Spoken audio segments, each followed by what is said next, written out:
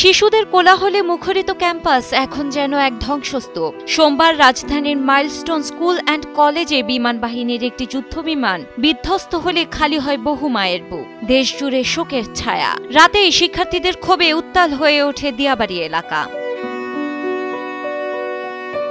এদিকে মঙ্গলবার ঘোষিত হয় রাষ্ট্রীয় শোক দিবস।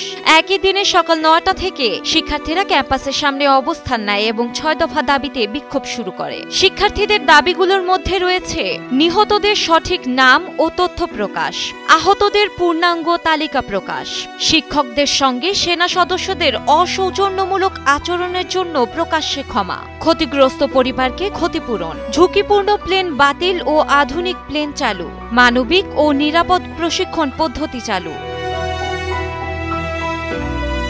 সোমবার দুপুরে রাজধানীর উত্তরা এলাকার মাইলস্টোন স্কুল অ্যান্ড কলেজের স্কুল ছুটির পরপরই স্কুলের মূল ফটকের কাছে F-7 নামক একটি চীনা যুদ্ধবিমান বিধ্বস্ত হয়। সর্বশেষ তথ্য অনুযায়ী এতে অন্তত ২৭ জন নিহত হন এবং নারী ও শিশুসহ অন্তত ৭৮ জন দগ্ধ হয়ে চিকিৎসাধীন অবস্থায় রয়েছেন। এ পর্যন্ত ২০ জনের মরদেহ হস্তান্তর করা হয়েছে।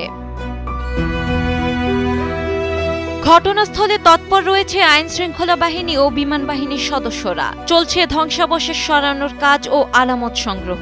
ঘটনার পর থেকে এখনও বিদ্যালয়ের সামনে স্বজনদের কান্না, শিক্ষার্থীদের ক্ষোভ এবং স্থানীয় জনতার ভিড়। এদিকে মঙ্গলবার প্রধান উপদেষ্টার প্রেস উইং এক বিজ্ঞপ্তিতে জানায়, মর্মান্তিক দুর্ঘটনায় নিহত ও আহতদের প্রত্যেকের জন্য সরকারের পক্ষ থেকে সব ধরনের সহায়তা প্রদান করা হচ্ছে। নিহতদের প্রত্যেকের নাম পরিচয় যাচাই ও তালিকা তৈরি করা হচ্ছে। যেসব মরদেহ শনাক্ত করা যাচ্ছে না সেগুলো DNA টেস্টের মাধ্যমে শনাক্ত করা হচ্ছে।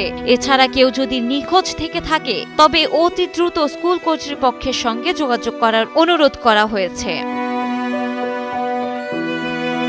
মর্মান্তিক এই ঘটনায় আহত ও নিহতদের সম্পূর্ণ এবং নির্ভুল তালিকা প্রকাশের জন্য বাংলাদেশ সরকার, সেনাবাহিনী, প্রশাসন, বিদ্যালয় কর্তৃপক্ষ ও হাসপাতাল কর্তৃপক্ষ একযোগে কাজ করছে বলে উল্লেখ করা হয়েছে বিজ্ঞপ্তিতে।